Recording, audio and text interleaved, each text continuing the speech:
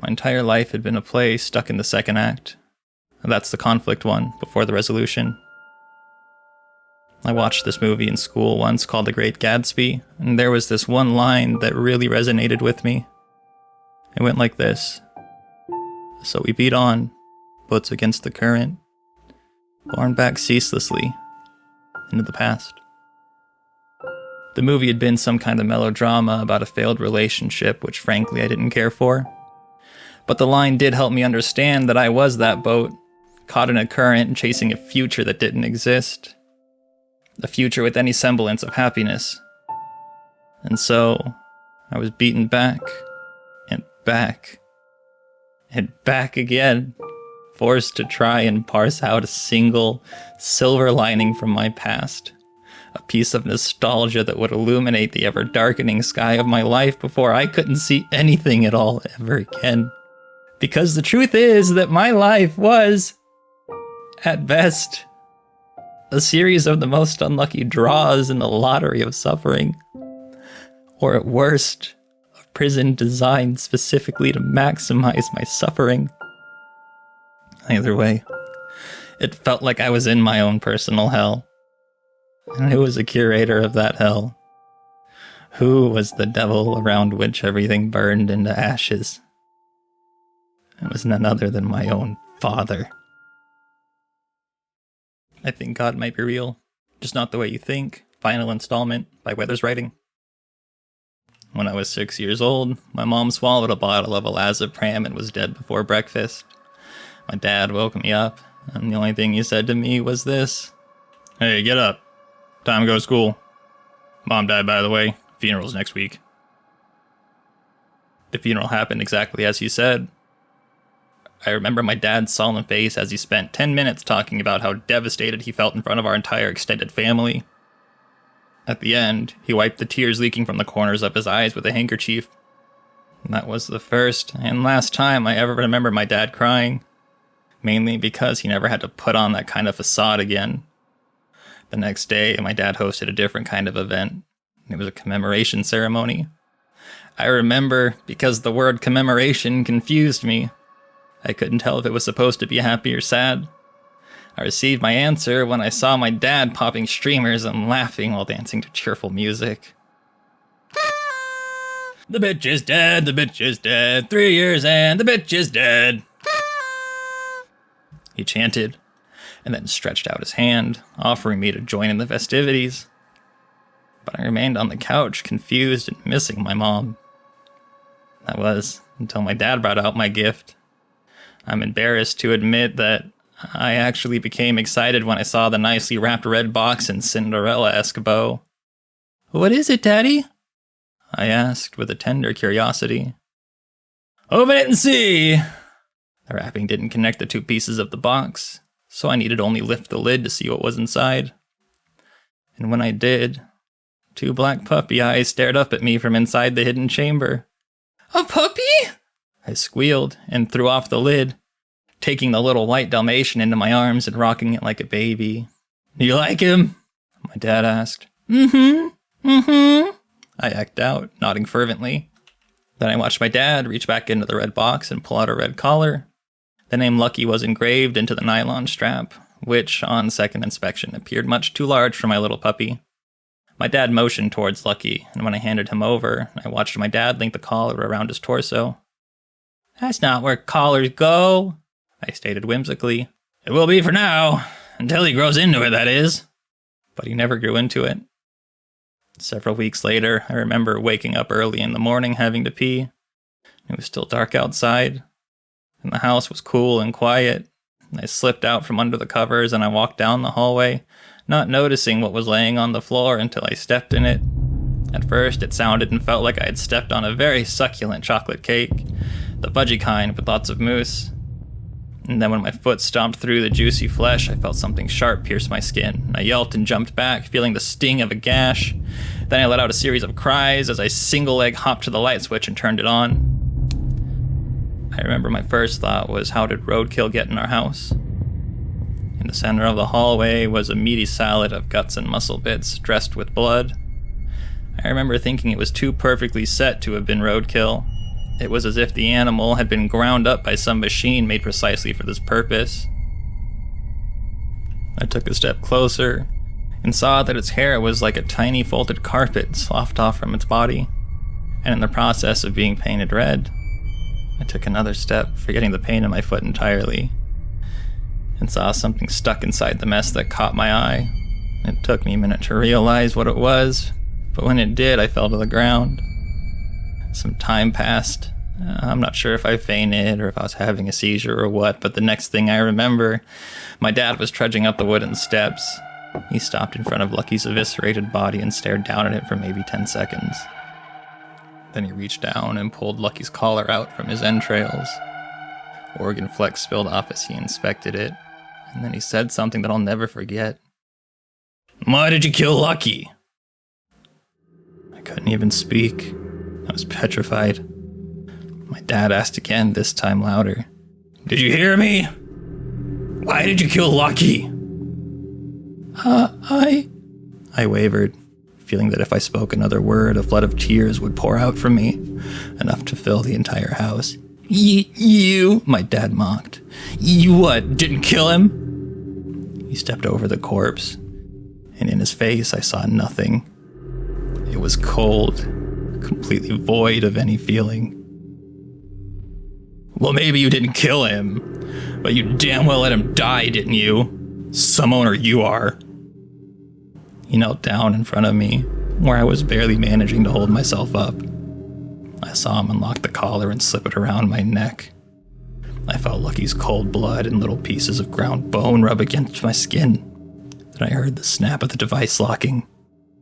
"Well, I'll show you how to be a proper owner," he said. The beating started soon after Lucky died. I'd spill a glass of water and take a punch to the stomach. "Be careful!" my dad would scold. And then on a different day, I'd try to do some cleaning and suddenly felt a boot press into my back. "What do you think you're doing? Did I tell you to clean?" It didn't matter what the reason was. There was always some reason that my behavior was unacceptable. On especially bad days, my dad would force me to sleep in Lucky's old kennel. It was a small metal wire cage. In order to fit, I'd have to curl up into the fetal position and stay that way all night. Then, in order to earn my release, I'd have to eat my breakfast out of Lucky's old food bowl. This was probably the most terrifying punishment for me, and my dad would use that to his advantage. He told me that if I ever mentioned anything that happened at home to anyone at school, he would lock me up in Lucky's kennel for a whole month. Needless to say, I was a very reserved and docile student. It also didn't help that my father was on the fast track to principal and then superintendent status at the local middle school. He was in good standing with the administrators, always offering to help lighten their loads, and networked well with other teachers. In the community's eyes, he was all PTA meetings and teacher barbecues. No one knew him the way I did. But that didn't stop them from judging me as his daughter.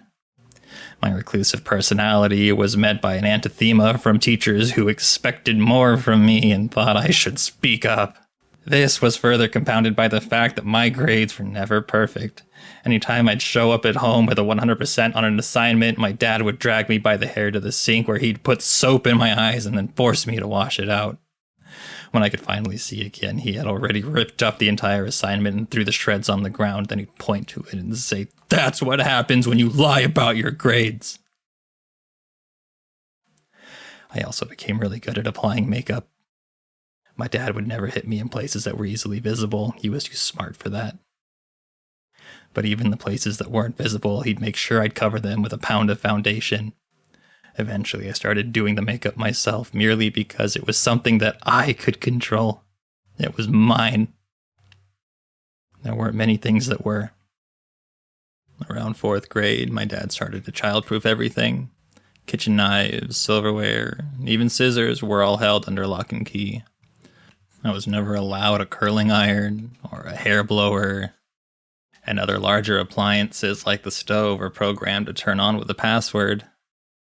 At the time, I didn't understand why he was going to such length, but as I moved on to 5th and 6th grade, I began to understand. I didn't have any friends outside of school, And even in school, I was mostly a background noise to the main event happening everywhere around me. I was a spectator of what life should have been. I started to contemplate suicide often, but there was no way to follow through. Eventually, my dad brought home a woman. Her name was Alexandra, but she went by Alex. I was skeptical at first. She was a teacher at a middle school, but I noticed that my dad would postpone the beatings and swearings and all the horrible things until after she left. One day, I came home and it was just her in the kitchen making some soup. She asked me how my day was, and I didn't know what to say. I think I'd spoken a total of 200 words at home over the past 2 years. "Anything fun you're working on?" she asked. I had already started my Ancient Civilizations project, but I knew that if I showed my dad, he would probably throw it in the trash. For that reason, I left the project at school and worked on it during lunch while everyone else ate. I asked the art teacher if I could have access to some of her supplies, to which she agreed. My civilization was ancient Rome, and I was in the process of using Miss Whitaker's white pipe cleaners to try and make the Colosseum. I ended up telling Alex about the project. She asked if she could see it, to which I said no, and she pushed for an explanation.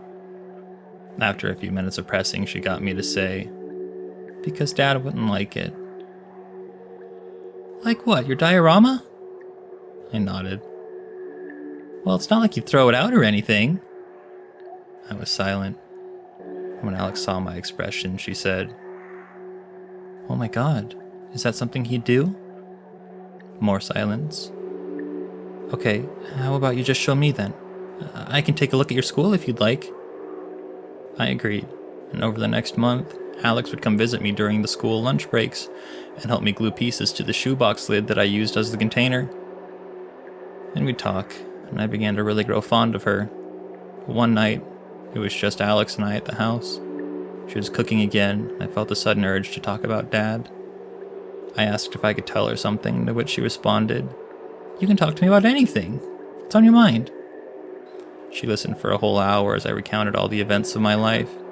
Everything that my dad had done to me, beginning with the commemoration ceremony and then Lucky and the collar and the cage, everything. Her eyes widened with each passing remark, and then we both heard the car door slam shut outside. "Shit, it's your father," Alex said. She looked down at me in utter horror. Okay, go up to your room. I'll deal with this." "Don't tell him," I begged, thinking about what would happen to both of us if he found out. "I won't," she promised. "This is above my pay grade. There's a bunch of people out there whose job is to help with just this. I know a few I can get in contact with. I'll do it secretly, okay?" I held her eyes for a second, realizing this must have been the first person I've ever trusted in maybe my whole life. And I nodded and said, Okay, good. Now go upstairs." I obeyed her instructions and ran up the stairs to my room, and I closed the door right as my dad entered the house. I pressed my ear up to the door and tried to hear what they were talking about. Apparently my dad was already in a bad mood because it sounded like they were arguing. Then I heard the front door open again, and then silence for a minute. The next sound I heard was 2 pairs of footsteps walking up the stairs. My heart sank deep into my stomach, and I backed to my bed. The doorknob twisted, and then 2 fingers merged. My eyes locked onto my diorama, which was being held in Alex's hands. "My diorama!" I yelled and ran towards it. But my dad kicked my chest, and I flew back against the side of my bed. I felt all the air compress in my lungs, and everything was spinning for a second. Then I was on my knees, coughing. "Put it down," my dad said to Alex. Alex placed a diorama on the ground in front of me. I couldn't even look in her eyes. I felt so betrayed. Why had I trusted her? "Please," I begged, crying. Then my dad brought his foot down on top of the newly finished Colosseum. Once, twice, and 3 times. I heard Alex suppress a giggle. I looked up and saw she was covering a wide smile. I cried out and she giggled again. "Can I try?" asked Alex. "Of course," replied my dad. "It was your idea, after all." Alex smiled in delight as she stomped down on the diorama, destroying the little city I had built and all the people inside. Then she crushed each tree one by one. "Oh, that's good," she moaned, soaking in my defeated expressions as if she was siphoning my life force directly out of the air. "That's so good." I watched as she began to touch herself in an erotic way. She turned to my dad and started kissing him and then touching him, and then she stopped and looked at me. "Can I?" was all she asked. "Of course," my dad replied. After everything that transpired that night, I decided I was going to end my life as soon as possible. I no longer felt anything except complete emptiness. The only bit of emotion that I felt came a few days later when I was walking home from the bus stop and I saw the most beautiful glistening present in the middle of the road. I ran to it and picked up a razor blade that someone must have either dropped or discarded as trash. Lucky for me, it was the perfect treasure. I stashed the blade in my pocket and then I returned home. I didn't do it right away. Even though I was resolved to end my life, I needed a plan, a structure, a specific day. I decided that I would do it after school on Friday. I'd cap off the week with a one-way vacation. That night I went through the whole day in my mind. I pictured waking up, eating a bowl of cereal. My dad might be in a good mood and leave me alone. Or maybe he'd harass me. Then he'd drive me to school. I'd be quiet in the car and then quiet in all my classes, biding my time. My dad was the principal, so he stayed late, which meant I'd either have to take the bus or walk home. I decided to walk. No need to speed things up too fast. I'd enjoy the last moments of life. Then I'd get home and go upstairs. Alex might be there. Thankfully, she would only acknowledge my existence when my dad was around now. It's like I was a toy that she had used once and then grown bored of. I would get the razor blade out from the dresser drawer and then lock myself in the bathroom. I'd draw a hot bath and then get in, letting my arms soak in the warm water. And then once everything was loose, I'd use the blade. 2 quick cuts, and then I could rest at last. My eyes were heavy, and I drifted asleep to the comforting thought of eternal peace. Friday arrived, and already something was off. I woke up to the scent of bacon. My mouth was salivating as I pictured a full-course breakfast with bacon and cheesy eggs and homemade pancakes. But I'd never had any of those things. My dad never made me breakfast. So why was I crying now while thinking about something that never happened? Something that couldn't happen. The scent turned off like a switch, and when I went downstairs, sure enough, there was no Grand Slam on the stovetop. My dad eyed me from behind the newspaper as my momentary intrigue dissolved back into mundane reality. He put down the paper and shot up from his chair in a fashion which I swore I had seen before. Seeing him tower over me like that filled me with dread, and I tensed the muscles in my stomach as he approached, circling around me like a shark, as if he could smell my blood in the water. "Alex!" he called, walking away, leaving me alone in the scentless kitchen. I released a stale breath and reminded myself that soon this would all be over. But the odd occurrences didn't stop there. They strung together throughout the day, beginning with the smell of breakfast. Then during gym class, we played a pickup soccer game. Normally I was the last pick, and I'd often make the corner kick area my home. But today one of the captains, Claire, picked me first. I almost couldn't believe it until she called my name again, and I noticed everyone was staring at me. Then, during lunch, I was moving through the hot lunch line, collecting each scoop of jail food on my tray when I saw one of the lunch ladies handing me what looked like an ice cream cone over the glass divider. It startled me, because the cone was dripping red. At first I thought it was blood, but when I realized it was some kind of sugar topping, I reached out to grab it. "What are you doing?" the person behind me asked. I turned to look at him, and then back to the cone, but it was gone. All day, classes had been shortened to make room for an assembly. I hated assemblies, mainly because I hated being packed in like a sardine and surrounded by the scrutiny of people's eyes. Still, I was able to find a spot off near the corner. Only 4 bleachers up. Earlier in the year, we had a magic show. Then a mad scientist came and did some wonky experiments. This time someone was talking about global warming. I'll be honest, when he mentioned the time frames for the effect of climate change, I immediately zoned out.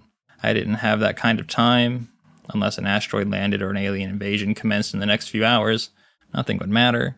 And even then, my result would be the same. But something happened during the presentation. I can't really describe it other than how it looks for an old video game cassette to glitch or a flame to flicker. I swear 1 second the man was talking about global warming, and the next, there was a priest, a small black man wearing black robes with a white collar, standing center stage, speaking to the crowd. It only lasted for a short space of time, but what he said reached deep down into my mind and plucked at a string I didn't know existed there. So, my brothers and sisters, if you are ever in distress, reach out to the Lord, and he will offer peace. The transition was so extreme, I nearly turned to the nearby kids and asked if they saw it too, but judging from their bored expressions, I figured they hadn't. It continued on my walk home, little things like plants and trees popping out of existence and then back into it, as if something was calling the objects of this world away, but something else was fighting their release. Reality destabilized as I observed the shifting colors of street signs and the phasing in and out of vehicles. I started to run, only stopping once at a crosswalk. Next to me, a large fuel-guzzling truck was playing a song that sounded so familiar. The guitar riffs, the drums, the opening lyrics. Winter is here, O Lord. Haven't been home in a year or more. I hope she holds on a little longer. When I finally arrived home, I slammed the door shut and autopiloted up to my room. Fortunately, Alex wasn't there. I quickly retrieved the razor blade from the bottom of the drawer where I had stashed it in a pair of socks, and then I sprinted up to the bathroom and slammed the door, locking it. It was the only door in the whole house I could lock. I leaned back against it, and then slid down to the floor. My heart was pounding. I felt tears well up in my eyes. But the job wasn't done. I stood up and turned on the bath water, and then I plugged the drain. This was the hardest part, the minutes of agony as I watched the water level rise in the basin. I tried to keep my mind clear. This was all business. A job that needed to be completed. That's how I had to think about it, or else I could never go through with it. When the water had sufficiently risen, I stepped into the wet warmth, razor blade in hand, and stretched my legs out to the other end of the bath. I let my arms soak, trying to ignore my reflection in the murky water. My heart never stopped beating, and all I could think about was the blood pulsing through my veins. I lifted my arm out of the water, and I was wearing a t-shirt so I wouldn't have to roll up my sleeve. Then I brought the corner of the blade to my forearm and pressed it in. The skin parted easily, and I saw a trickle of thin red blood roll down my arm like a dribble of tomato juice. My heart had now swelled to encompass my whole world, a singular beating. Oh, please, God, if you're there, please, please, please, please help me. The prayer was almost automatic, like I had pressed a button in my mind and it just came out. I'm still not sure if I spoke the words or merely thought them, or if I even thought them at all. But the response was immediate. Tap, tap, tap. The eerie sound reverberating through the hollow acoustics of my skull. My eyes, which were trained on the small stream of blood tracking down my arm, turned and saw something else red that hadn't been there before. In fact, there were many red things. A large vine started up near the half-open windowsill and had grown all the way down to the floor, tomatoes hanging like ornaments off the stem and carrying on towards the bath. I reached down and plucked one of the ripe, red fruits, holding it up in the air, and it felt real. So real. But how could that be? Just then, I heard the sound of car tires screeching outside as someone drove recklessly around the bend. I already knew who it was. A few seconds later, I heard the sound of my dad's car door slamming shut. Tap, tap, tap. The sound came again. I stood up, dirty water pouring off of me and assimilating back into the bath. I heard the front door swing open, making contact with the wall, then fast footsteps up the flight of stairs. I stepped out of the bath, nearly slipping and falling onto the ground. Lauren! My dad shouted. What the fuck do you think you're doing? I froze in place, looking back at the locked door. My dad was already pounding on it. I could feel my heart thumping again. My habit to freeze and terror seized all the muscles in my body, and then from behind me, tap, tap, tap. You open this door right now or I break it down, do you hear me? I can do a lot worse than put you in that damn kennel. I ignored my dad. I spun around and threw open the drapes. At first, I thought the sun was directly behind the window, I had to squint to even keep my eyes open. The light was so bright. And then I saw it. Or rather, I saw him. He was an angel, wearing a crown of gold. I saw him tap 3 more times. Alright, here I come, said my dad. Then he charged into the door. The worn hinges let out a groan, but they didn't give. Not yet. I stepped up to the window, and then twisted the lock, and then I pulled the window up as high as it would go. At the same moment, my dad charged again, and the door burst open. But it wasn't my dad, not anymore. It was some dark demon with his skin stitched from worm-like insects. There was an almost imperceptible moment of silent standoff as the two beings stared one another down. And then, reaching out towards the light, the angel swept into the room and assimilated into my body. The demon roared, charging at me with his fist drawn, ready to strike. But it was too late for him. I could see everything now. All of his manipulations, his deceits. This entire world was a lie. I reached out, holding up the universal sign of stop, and trapped him in an invisible box. He mimed hatred and struggled against the restraints, but it was futile. I closed my hand and he exploded like a squashed bug. And I was ascending through another worldly space. I saw fragments of other lives all stitched together through several archetypes, and each one led back to the same point. I emerged there, outside the SUV where my mom and dad were still trapped with the demon. The car swerved into the oncoming lane just in time for the passenger side door to meet the dump truck that was hauling lumber. There was a giant snapping sound, like a tree being pulled apart at the stump. Then the sound of crushing metal reverberated through the air with enough force to feel the vibrations in my chest. From behind me, little me began to cry out, calling for Dad.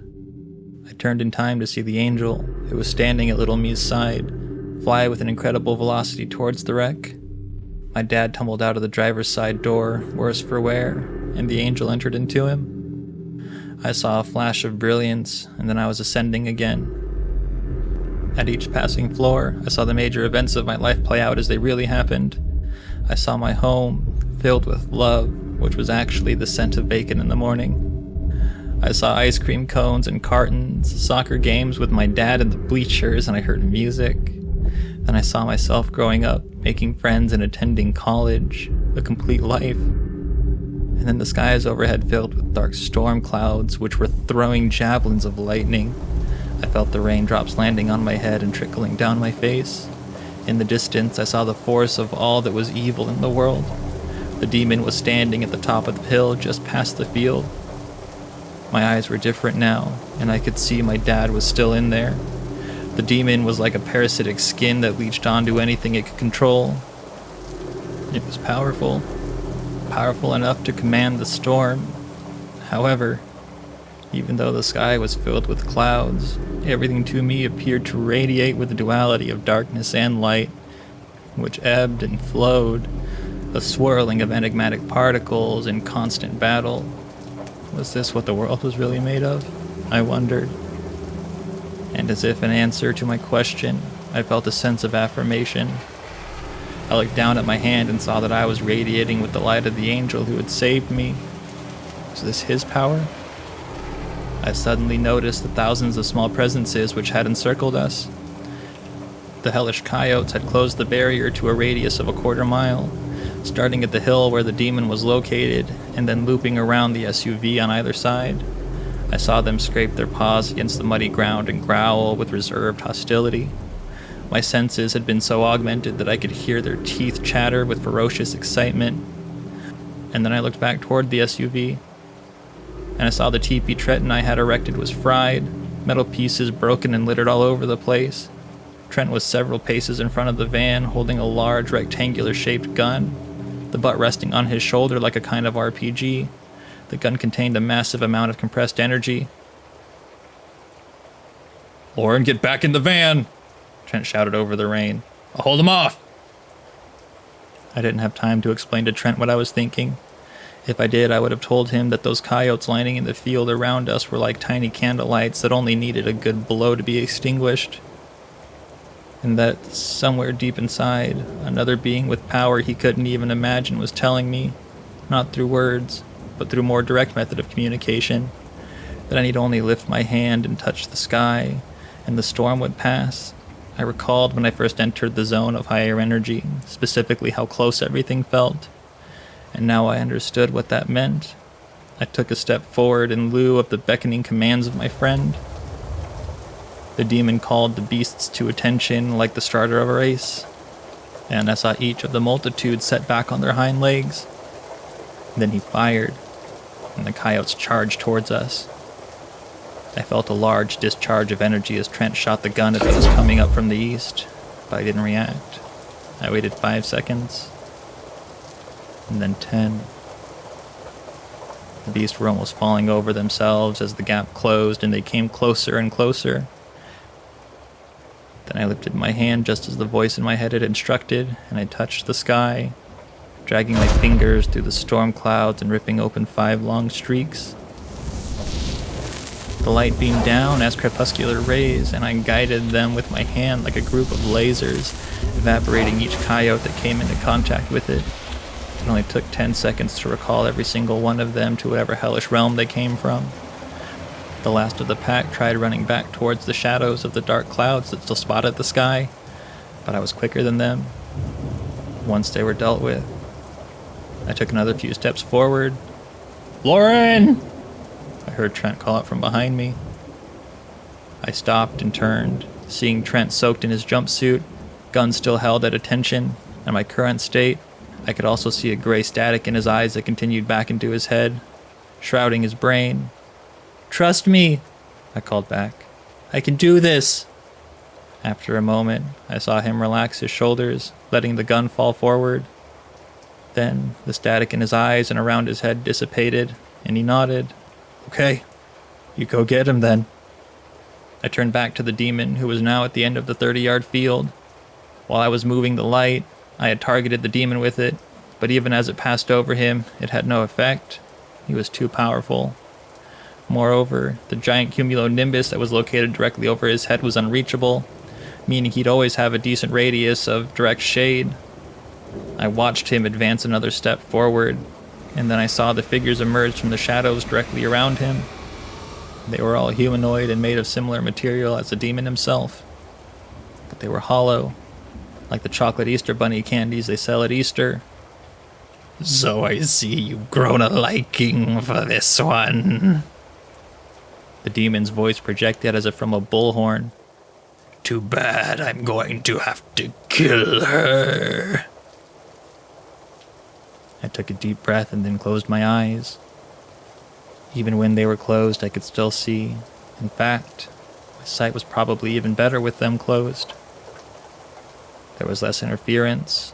I only saw the shifting in and out of particle clouds, each taking on one of 2 valences. Just as before, I intuitized my next move. I waited for the party of shadows to advance a little further, and then, while holding my eyes closed, I outstretched my right hand as if I were offering a handshake to my enemies. Focusing hard enough, I was able to move this zone of energy, and I grabbed onto and stitched together the light particles into a bow and several arrows. When I opened my eyes, it was still there. The shadowy figures charged me, scaling out in either direction like a net, hoping to evade my shots. I pulled the first arrow back, and I felt a hand on my shoulder, steadying me. Time slowed down, and I could see my target. But more than see it, I could feel it. I released the first arrow, and it traveled faster than sound through the leftmost shadow. The energy released was so intense that it caused a gale to stir. The shadow vanished instantly upon contact. The demon stopped, grimacing at his destroyed henchman, but I didn't waste any time. Pulled back another arrow, and then another, and another, until all 7 of the monsters had been banished from this world. I sprinted a few steps to the right, and then stopped and pulled an 8th arrow, letting it loose in the direction of the demon. At first, I saw a blinding spark and I thought I'd hit him, but the spark slowly extinguished like a fire that was letting off the gas. When it was almost gone, I saw the demon's hand had grasped onto the arrow, and the little parasites that had made up his skin were eating it like a full-course meal. I could hear them, They sounded like someone without any gums chewing on raw ground beef. It was sloppy, and when they finished, I could sense their insatiable lust for more. The demon sighed, shrugging his shoulders and allowing his arms to fall on either side. "Well, fine," he drawled. "I guess I'll do it myself." The demon smirked. "Can't have someone like you walking around now, can we? Now that you really see us." There was a moment of silence. Then, faster than I could blink, a sword slipped into the demon's hand and he shifted 2 yards in front of me. I would have died right then and there if the angel didn't partly dissociate from me and reach out to grab the blade before it made contact with my neck. Apparently, this is what the demon wanted, though, because his smirk grew wider. "Yes, that's right. Get out of there," he said while grabbing onto my arm and pulling it with all the force of a conveyor belt that snagged an article of clothing. I tried tugging away, but his grip was unbelievably strong. I could feel my own power start to weaken as the angel was pulled further and further out of me. In a split-second decision, which was more of a desperate reaction, I leapt forward and bit down on the demon's arm. He roared in pain, and I felt his fingers release the grip on me. I tumbled backward, feeling most of my strength return as the angel reassimilated into my skin. "You absolute cunt!" the demon swore, gripping his arm, which was dripping with red bugs around the area I had bitten. "You're going to pay for that!" I spat out some of the disgusting maggots that had found their way into my mouth. Then I closed my eyes and conjured a sword. It manifested even quicker than the bow. The demon didn't waste any time blinking in for another strike. This time I could see it. I blocked a series of blows, but he was too fast for me to counter. I swung at his right side and he parried, slicing at my chest. The blade made contact with my shirt and cut the skin down to my ribs. I felt the searing heat of the wound and I backed up a few steps, clutching it. The demon didn't want to let me recover. He was on me again with a downward slash and I dodged it by spinning to the left and leaping back. "Come on! I'm getting bored," the demon croaked. His arm had already recovered, while my stomach was continuing to bleed. How is this fair? How was I supposed to beat this ancient demon that had thousands, millions of times the battle experience that I had? I tried to contact the angel that was still within me, but it didn't answer. Why was he quiet now? Was he tired? Was the light really this weak? I dodged and deflected another series of slashes. Was this how it all ended? I tried to think back to anything that would give me the slightest edge. Hadn't I stopped him before? Hadn't I banished him? How did I do that? Because there's no way I could hurt him. The only time I ever even got close was when I bit his arm, and that's only because he was practically on top of me. And then it hit me. I didn't know if it would work, or even if it made sense, but I dropped my sword and I saw the demon's eyes light up, and his smirk grew to Cheshire proportions. I closed my eyes and focused everything on the space directly between us, knowing that he would shift imperceptibly fast. I stitched together a blanket of particles that would slow him down and increase my ability to detect him. When he traveled through it, I could sense the position of his body at every moment, including the shifting weight of his energy. I honed in on him. Not the demon, but the man inside. The man who the demon wanted me to forget. The man who I loved. I reached both arms out just as the demon was upon me and I wrapped them around my dad's torso. "I love you more than anything too, Dad!" I cried out. "Please come back to me!" The earth stilled. I remember feeling the spirit that was inside of me swell into the air around me. And then it was gone. All my abilities vanished. I was only a woman standing in the middle of the muddy field, holding her dad. The skies above me were blue with not a cloud in sight. I pulled back and saw my dad's face. His true face. In what felt like so long. His eyes were closed, but he was breathing. He must have been exhausted. "Lauren," Trent said. He was right beside me now. "We've got to go. They're here." I didn't have my super hearing anymore, so it took a second to notice the sound of helicopter wings approaching from 2 directions. It was the organization. Come on, I'll help you bring him to the van, Trent said. We fit him in the seat next to me. I had to scoot part of my butt onto the center console, but I didn't mind. The helicopters were above us now, and we could see the black SUVs heading into the trail behind us. Shit, Trent murmured. Use the trapdoor, I said. I don't know if I can direct it. The distance is too far. I can direct it, I answered. Just use it. He looked at me the same way as earlier, as if he couldn't really believe it was me. Weren't you the one touting my potential? I asked. Come on. Trust me, I'll get us through this. Trent looked from me to my dad and then back to me. Well, shit, he said and grabbed the shifter. Ava, you know what to do. Release phase lock. Phase lock? Release. Ava chimed back. Shift.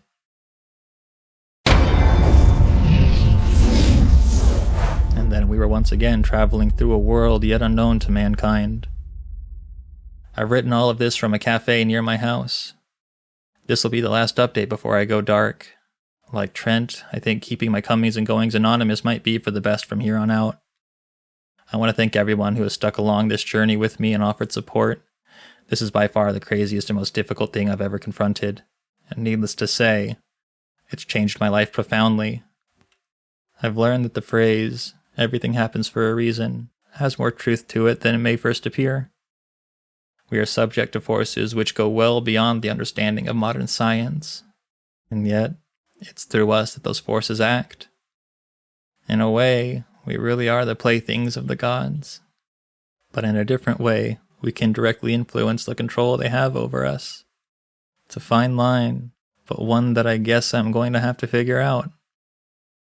Speaking directly now to the organization, you have no idea what you're doing. You think you're harnessing some kind of otherworldly energy for your selfish means, but you're wrong. This energy can't be harnessed. It's not ours. And if you do try to harness it, something else will be harnessing it through you. I just hope for your sake that something isn't a demon. Now, if you'll excuse me. My dad and I are going to visit one of my old friends at a barbecue. If we don't speak again, I hope you have a wonderful life. Never forget, you're not alone. Thank you, Nick Weathers, for writing this. I really appreciated narrating this. I hope you liked my narrations. I hope everybody liked the narrations in this. This was a lot of fun. I did a lot of learning throughout this series.